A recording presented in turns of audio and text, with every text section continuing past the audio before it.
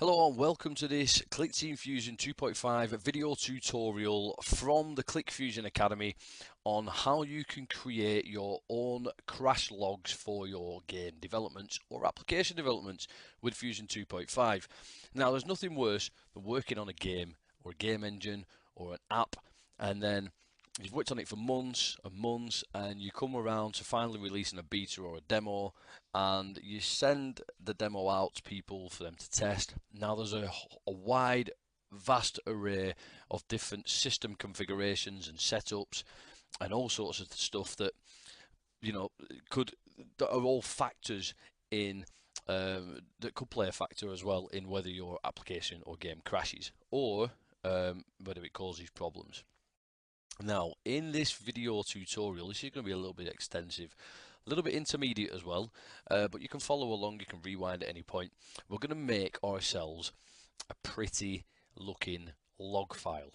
And what's going to happen is we're going to build this log file. You can implement this into your games or apps so that when your app, well, say when your app crashes like you're expecting it to, but if your app crashes, you've got a bit of a log file as to what's going on. Now, the problem is we have to update this log periodically because if your application or game is going to crash, you can't detect in the event that a crash has took place. So you can't say wait for crash and then generate a log file. It's not going to happen. When an application crashes, it freezes and there's not going to be any reading or writing from it more than likely. So what we want to do is create a system that periodically just exports the data to a log file ready so that when or if it does crash, we've got a bit of background on the user's computer, what's been running. We can get all sorts of different bits of information. Now, I'm going to wing this video tutorial.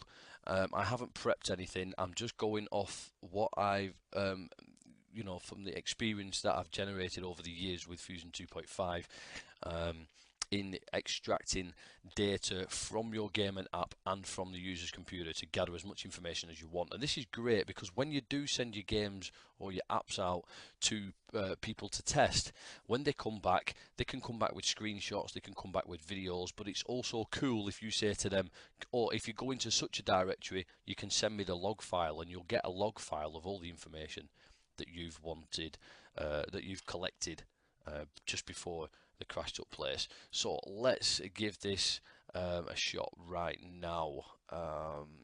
So the first thing we want to do is we want to collect everything inside a list file, a list object. So we need to insert a list object in Fusion 2.5. So here's our list, all right. Let's put it up a bit further. There we go. So a pretty little list.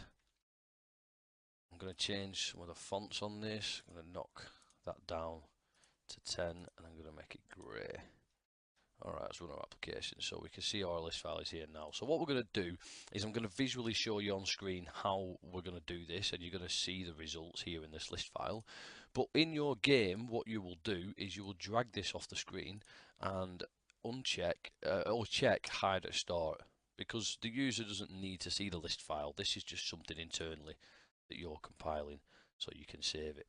Alright, so here we go. Let's do it. So the first thing, I'm going to start from the top, is you're going to use a timer. You can use the timer, the built-in timer, or you can create your own timers. If you don't know how to create your own timers, which go along with the game tick as opposed to the internal timer, you can check some video tutorials out on the ClickFusion Academy regarding that. So for this instance, I'm going to enumerate this list every 20 seconds.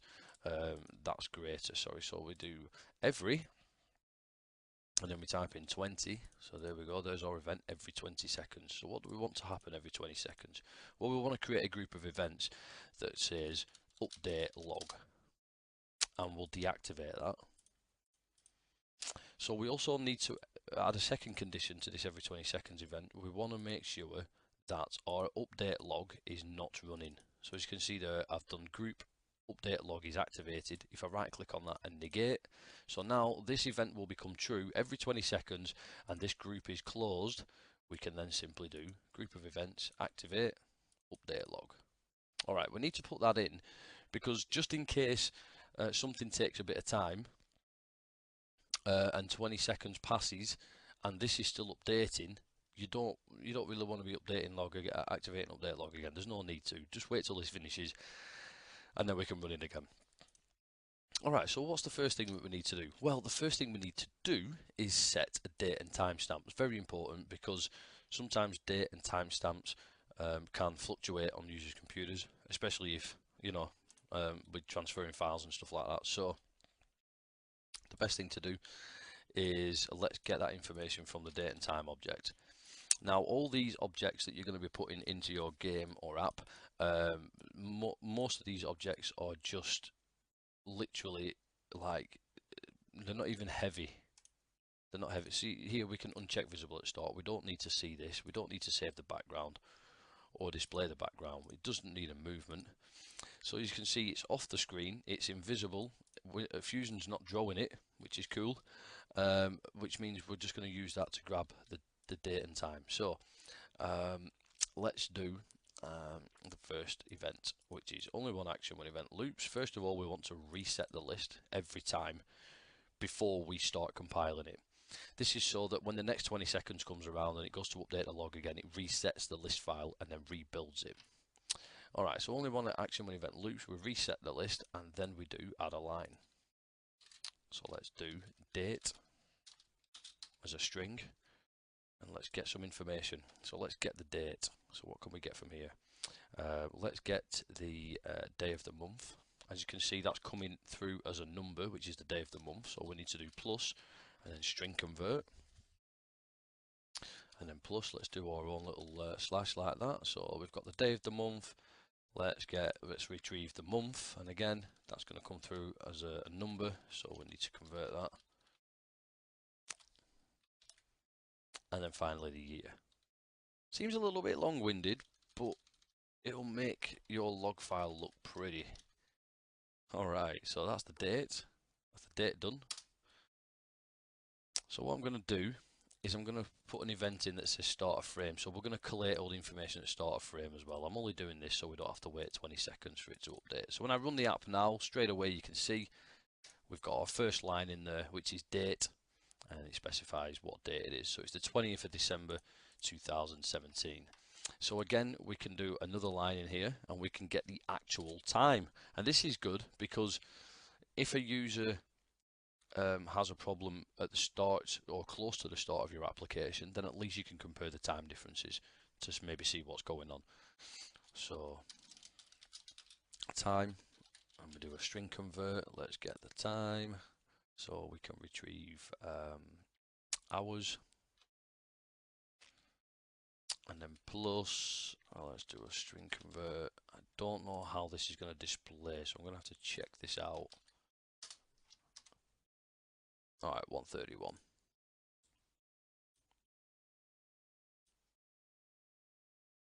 So I'm going to have to put that there. What else can we retrieve from there?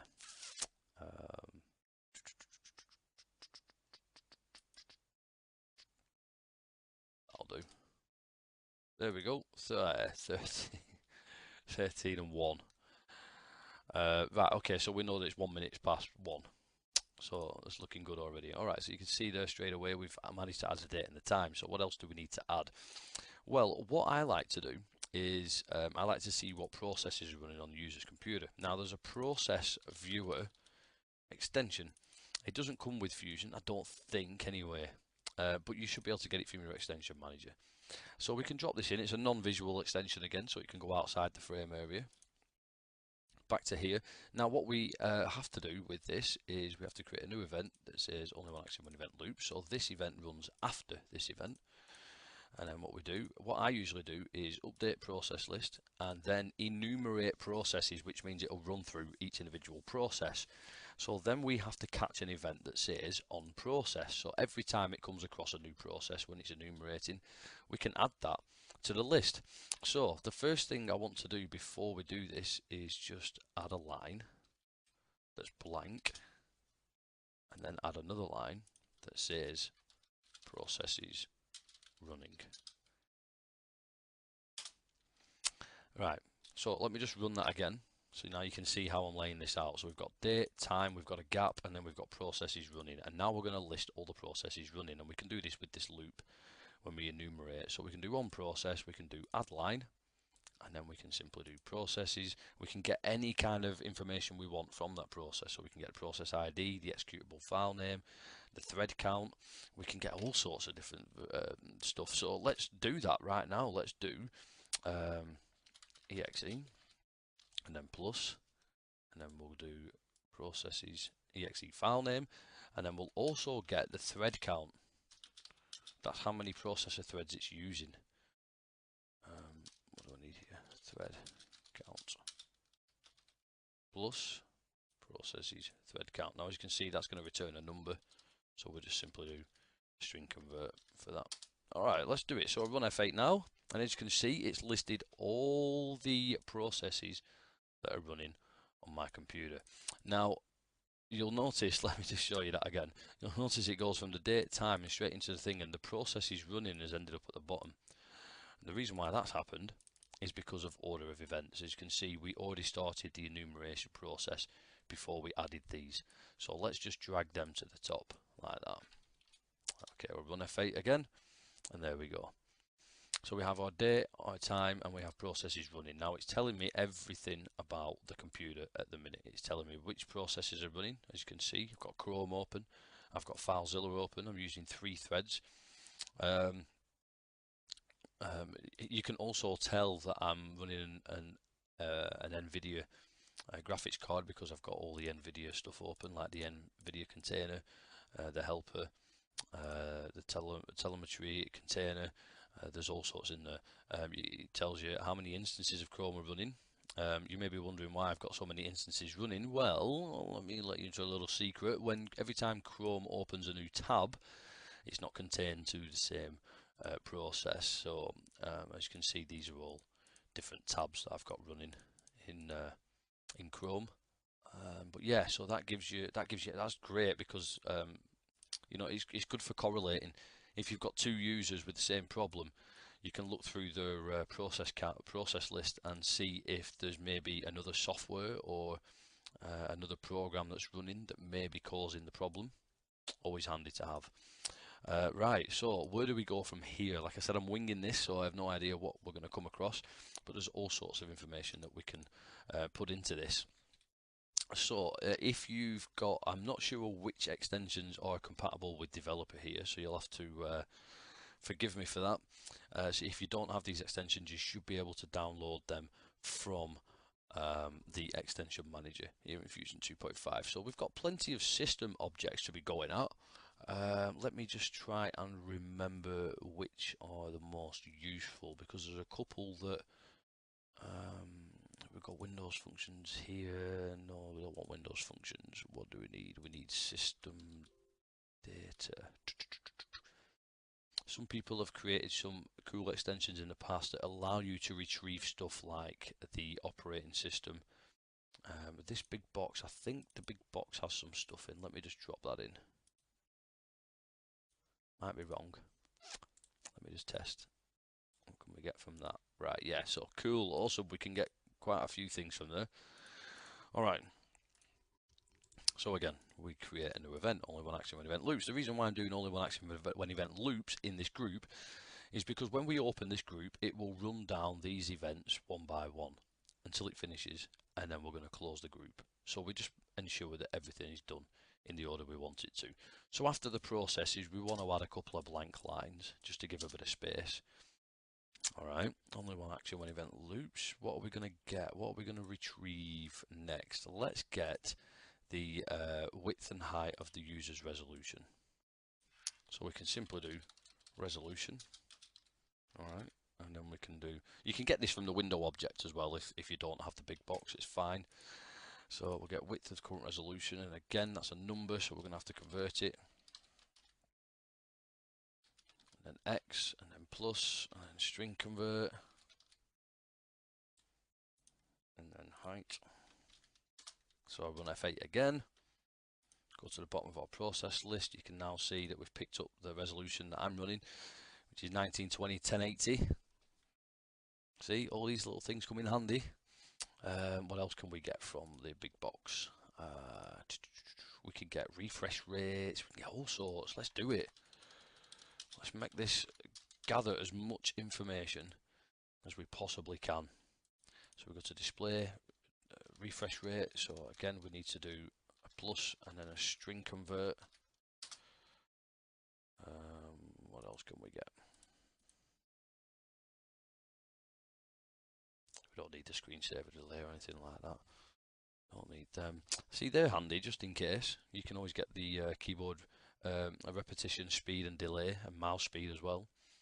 You get things like that. These are a little bit hit and miss. I wouldn't go too far on these. You can implement the try and get the RAM and stuff, but you got to remember some of these extensions are quite old, and the functions and the calls to get the specific amount, may fluctuate or even be incompatible. So just give them a try, see if they work.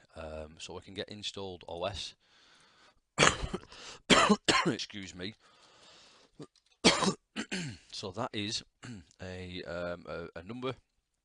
So I'm going to have to put in Windows OS version and then plus. Right, let's run F8 and see how that looks now. Straight to the bottom of our process list, so you can see we've got 1920, 1080, refresh rate of 60 Hz, and an OS version which is giving some crazy build number out. So we're probably not going to use that. That's not relevant for us. Let's see what else we can get from the big box system. Let's. I'm going to test this total amount of RAM. Let's see if what it comes back with. I don't know whether it'll work or not. Total RAM. Let's just give that an F8 and see if it works. Okay, I have more than 2 gig in, so yes, that's not fully compatible. So we'll delete that. It's obviously just picking up the first RAM slot, which I think is a 2 gig. Hard drive size, let's see if that works. It requires a parameter. I'm not sure what the parameter would be. Maybe it's the drive letter.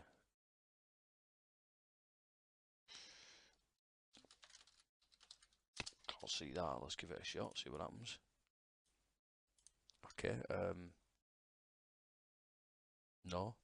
Alright, let's bail out of that. I don't think there's much left in the big box for us to gather from. We can get the Windows directory. I know that they work.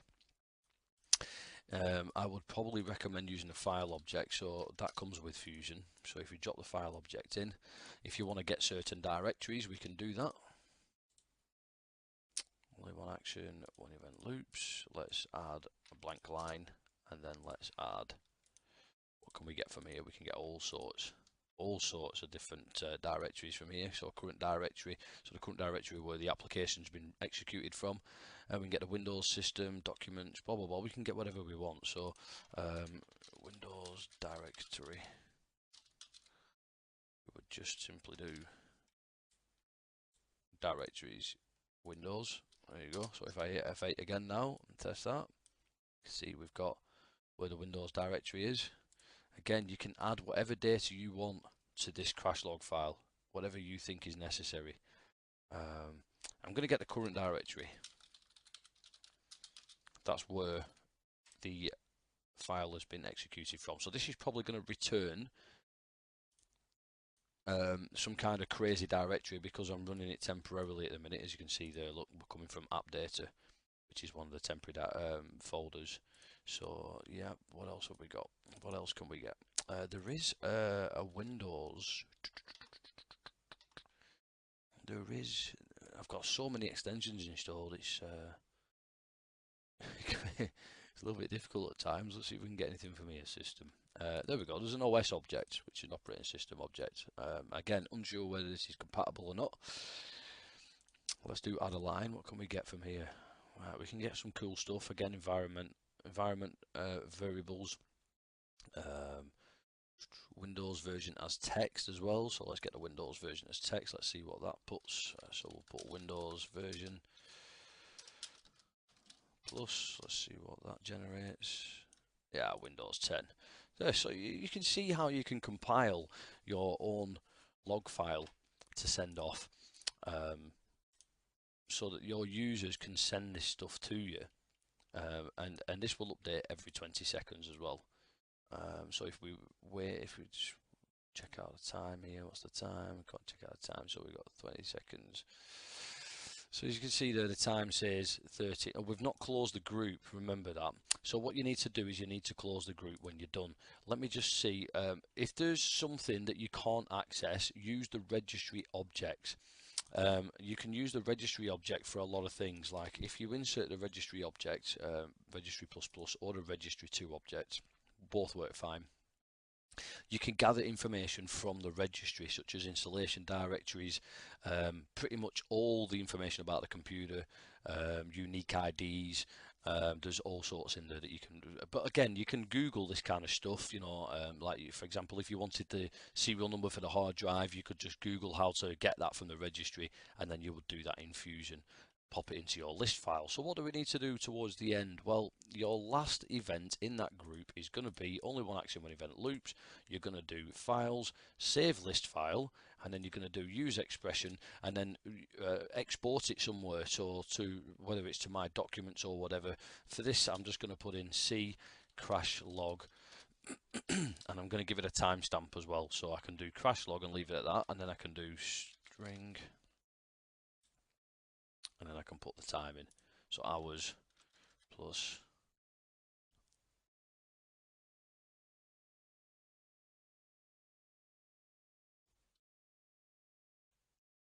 what would I have to do it in? No, let's do, you could do hours. I'm not going to do hours for this tutorial, it's too long. Let's just do, I'm just going to do on mine day of the month plus string month plus string, and then get the year. Alright, and then don't forget to finish off with dot. Now you can save this as text, but I'm going to save it as a .log file. Alright, so after that we then need to do group of events, deactivate, update log. So there you have it. Let's run that right now. So let me just open up my C drive on my computer so you can see this unfold. As you can see, there's not much in there. So if I run my application now, you'll see that we now have a crash log with the label 20th of December 2017, and when I open it up, it's a text file which includes all the information from the computer, which has resolution, refresh rate, has the Windows directory, the current directory it was run from, Windows version, has all the processes running on the computer with all the thread counts, and a nice beautiful little date and timestamp as well. And that's how you do it in Fusion 2.5. It's so simple. You can expand on that and make it as much as you want. What I would do is I would then hide this. So we do hide at start, make it really small because we're not going to see it, drop it outside of the frame, and then this event will execute every 20 seconds and hopefully will generate a log file. You don't need to generate separate log files with the timestamp like I did. You could just generate one log file if you want. It's entirely up to you. A couple of things which I feel may be important towards contributing to the video. So as you remember, we had our list object here. I'm just going to open this up again so we can see it visually. Keep that on. Right. So as you can see, we're generating a crash log for our game or application in Fusion 2.5. We can see all the processes that are running on the user's computer. We can get resolution, refresh rate, Windows directory, the current directory that we're running from, and the Windows version. Now, don't forget, you can also add in any kind of information relative to the game or the application itself as well. So what I'm going to do is just drop a couple of these in here. So let's add a new line. So we'll add a blank line, and then we'll add a new line. So we could say, we could detect what the current frame number is, for example, that the user is on. So we could do frame, sorry, current number of frame. There we go. Then we could do add a line, number of players.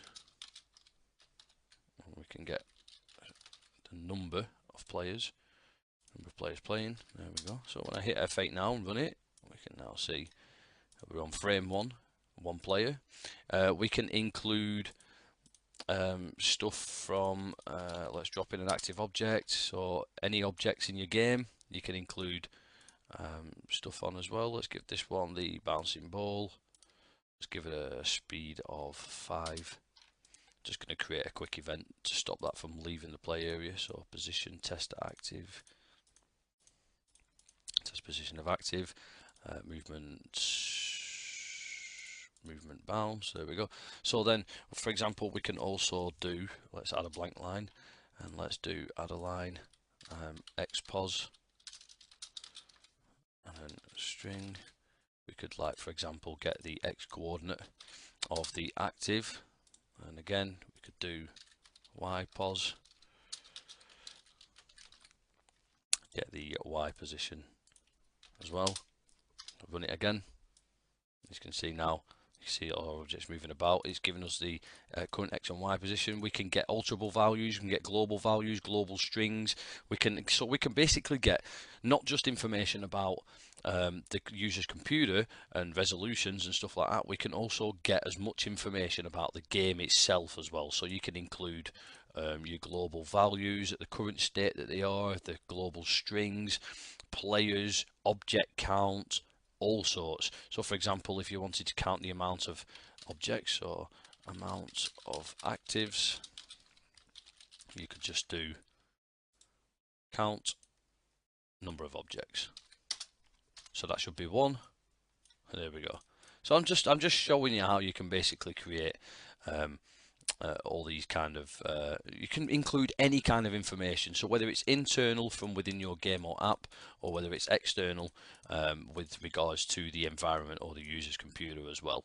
But yeah, that's how you do it. Just a little bit of a follow-up for you to get you on your way to creating your very own crash logs with Clickteam Fusion 2.5.